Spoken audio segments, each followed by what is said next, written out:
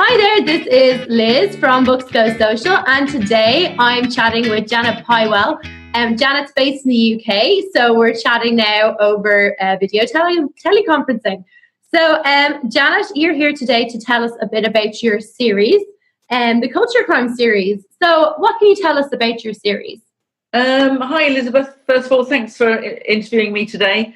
My Culture Crime series is very different, very exciting. It's based on the violence, greed and jealousy in the art world. Right. So that makes it very exciting for me, very interesting. And all my books are set in different locations. So that adds another sort of dimension to the whole books too. Okay, so when you say the art world, what exactly are you talking about? Modern art? Are you talking about ancient art, artifacts? What kind of world are we talking about here? All sorts, really. The first book is based on a golden icon. Part of it is set in Ireland as well, in Dublin, because I used to live in Northern Ireland for a little while. Unfortunately, I lived in Spain as well, so I've also set some of my books in Spain, and I worked in travel and tourism, so they're set in different parts of the world. But mostly with the golden icon, that's about a golden statue, a very small, valuable one. Masterpiece is obviously about a painting. It's about Vermeer's painting that was stolen from the Isabella Stewart Museum in Boston, and it's still missing today. It's one of the most rarest paintings that is around. The next book is about a book of hours, which is an illuminated manuscript, which were all written in Belgium, handwritten by scribes and priests back in the 1600s. And the final one, the latest one, stolen script that I published in April, is about a Jewish Torah that ends up in a Jewish museum in Rhodes. Okay, so a big kind of wide-ranging amount of areas and locations, but also types of artifacts, I guess. Yes. Yeah.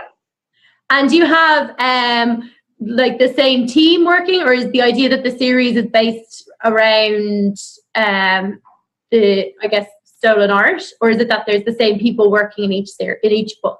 The first one, The Golden Icon, is the prequel to the main series, and that features a faded opera diva called Josephine Lavelle, who wants to make one final comeback as Tosca. But her plans are derailed when her ex-husband, decides to blackmail her into going to Germany to recover a stolen icon that will hopefully save his business in Dublin. But things sort of all go astray, as they always do in these books. It's a crime thriller, and it has to, doesn't it? You've got to keep the plots going. But Josephine has a secret. And later on, the secret obviously comes out, which I can't tell you about because that would not. So the books then go on to the main protagonist of the series, called Mickey dos Santos, who was born in Ireland but is raised in Spain. And the books follow her adventures. She's an artist and photographer, and she's very interesting. She's got quite a lot of body art. She's had a troubled past. And she's very, very rebellious and very headstrong, but her heart's in the right place.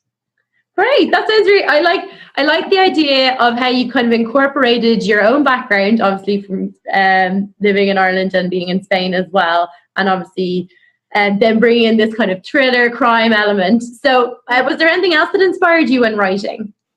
I've always wanted to write, but I was aware that writing is a craft, and I didn't really have the talent. So I went to study. I studied with the Open University to finish my degree, and then I went to Queen's University in Belfast, where I got my MA in creative writing, because I needed the skills to actually tell the stories. I've always had lots of stories in my head. And I think then it was just a passion that I have I've always had a passion for reading. I've always enjoyed writing. And now finally I can sort of combine everything and I get it as my day job. So I'm very happy to be passionate about what I do. I feel very, very lucky.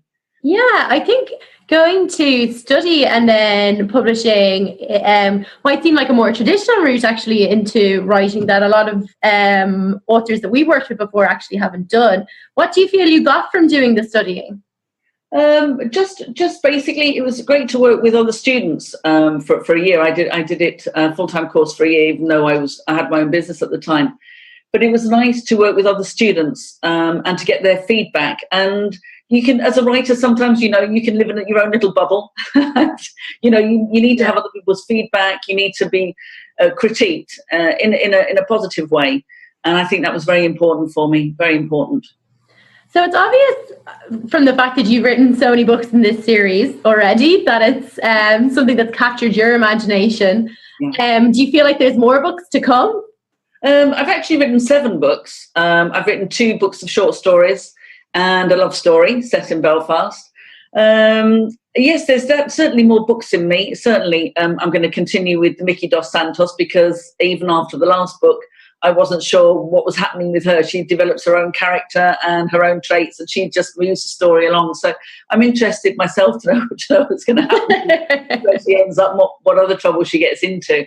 So do you feel like it's her character that's driving where these books are going now? Yeah, it is actually. I never thought it would be. I thought my books would be more plot-driven, but it's actually quite character-driven as well. So there's a good balance in there. And I've had a lot of feedback from my readers saying how much they enjoy reading about her and her development, which makes me very pleased as well, because of course, the character is alive for them as well. So just to kind of ask you a bit more about your writing, do you kind of feel like you sit down and take time out of your day to write, or is it trying to squish it in around other things? Do you have any rituals when you're going to write?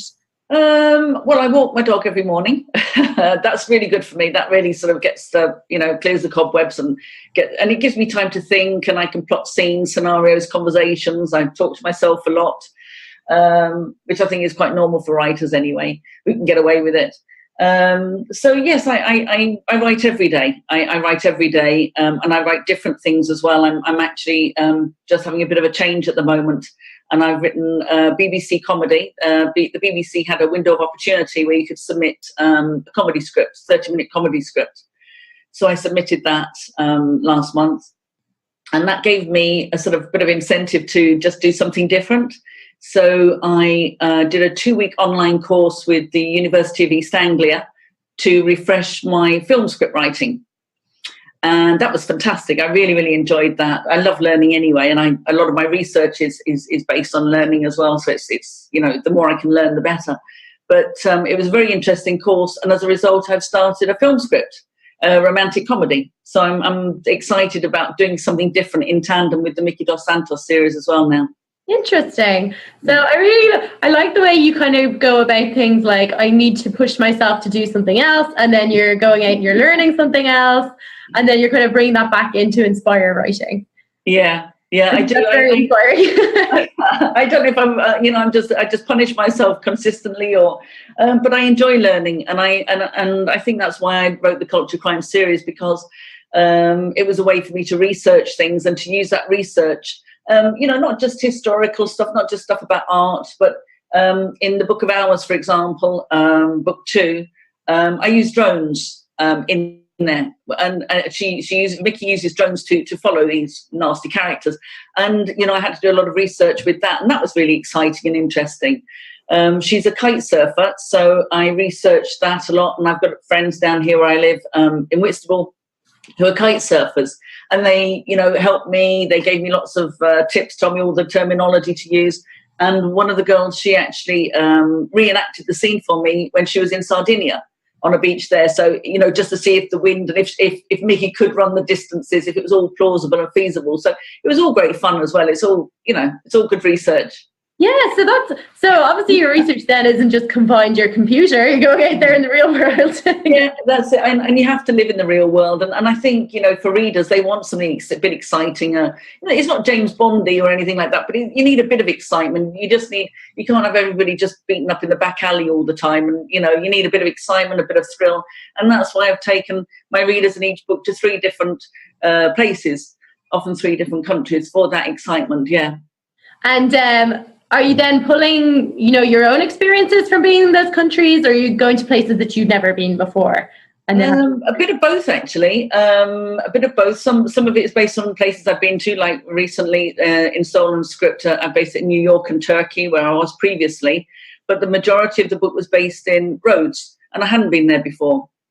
So I went there on holiday. But I did a lot of research, and I met a lovely local guide. He took us around, and I could talk to him about all the interesting things that go on there, and the Jewish Museum, and that sort of gave me the thread for the story. And the people in the Jewish Museum were wonderfully helpful as well. So that gives authenticity to my work. I could almost imagine the streets, or I could imagine the streets where everything was happening and taking place, and I could write it from nearly first-hand experience.